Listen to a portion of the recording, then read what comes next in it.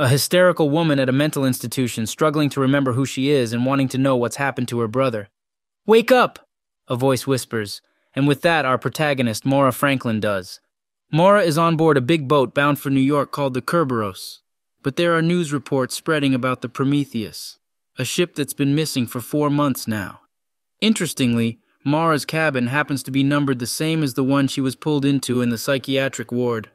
On the counter is a letter from her brother, asking to meet in New York, explaining what she's doing on board the ship.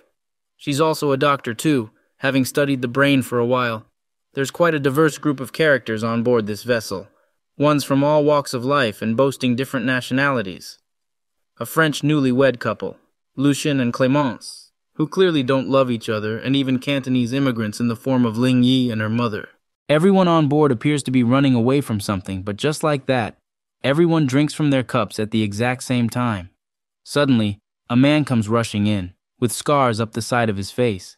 He's in need of a doctor, but he doesn't get one, at least until Maura chases after and helps. One of the passengers is heavily pregnant and in a lot of pain as the baby is turned around. Maura manages to help save the day. When she heads back up to the deck, she finds herself facing Captain E.Y.K. Larson, who points out that she shouldn't be down in third class. Given Maura is a first-class passenger, she has no business there. However, they're interrupted by a transmission coming in, as one of the officers reveals that they've been getting messages for the last 20 minutes. It's a distress signal and appears to be coming from the Prometheus.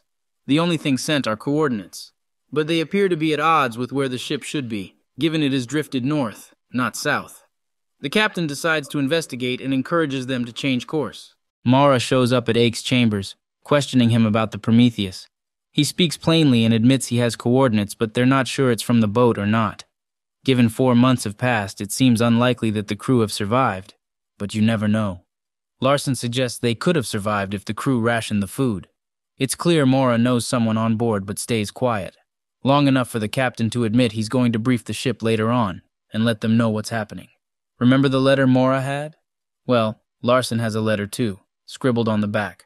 What was lost will be found. The passengers are not happy when they find out the ship has changed course, questioning the captain's methods and pointing out they all paid good money to get to New York in 7 days without detours. EYK has no words. Instead, he turns and walks away.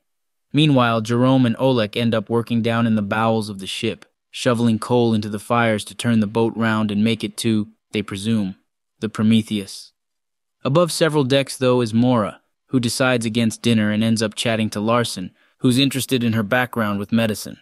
Maura bites back and points out that he too has a lot of secrets. The pair are interrupted, though, when they notice a ship right ahead on the horizon. As they approach, they fire a red flare and it seems like the ship is abandoned.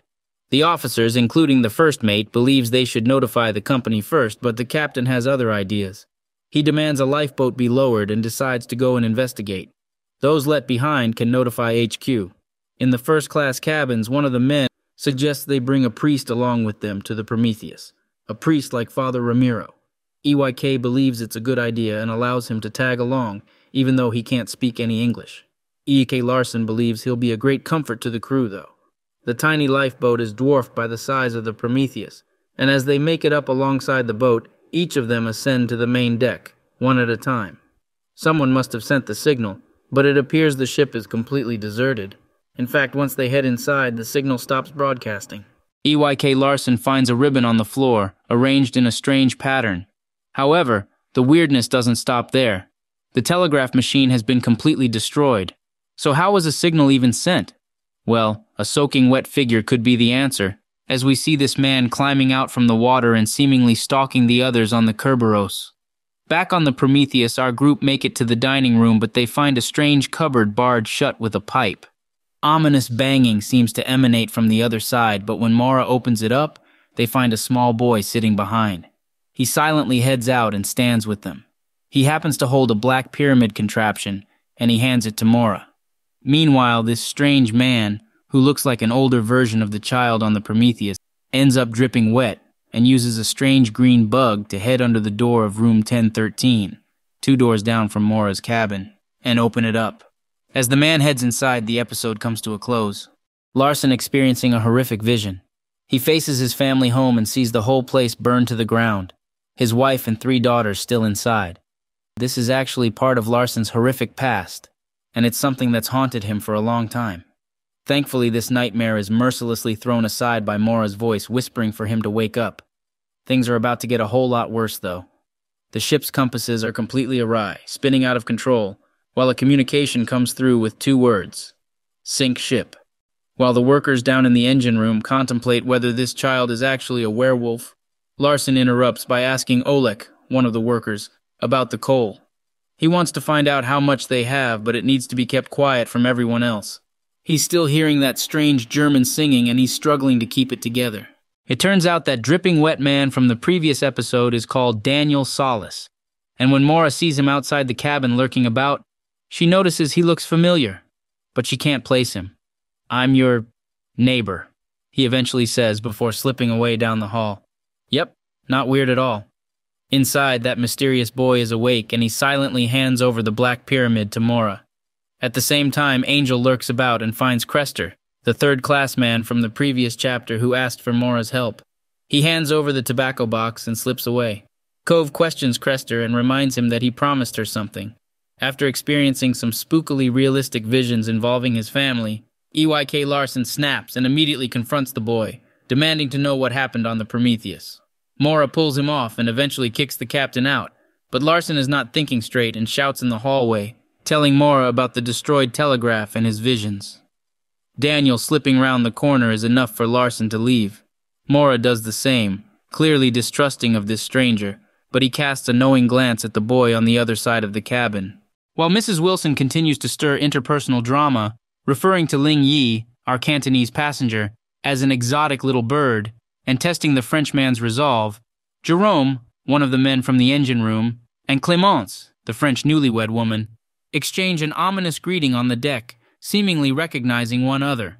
In the wake of this drama, the passengers are encouraged to meet up on deck, assembled by the captain. However, en route there, a few more strange clues pop up. The carpet on the first-class deck appears to be the same symbol that we've been seeing, a triangle with 2 lines through. There's also the subject of this colorful bug, too, which leads a girl from third class up to the deck, where Daniel is waiting for her.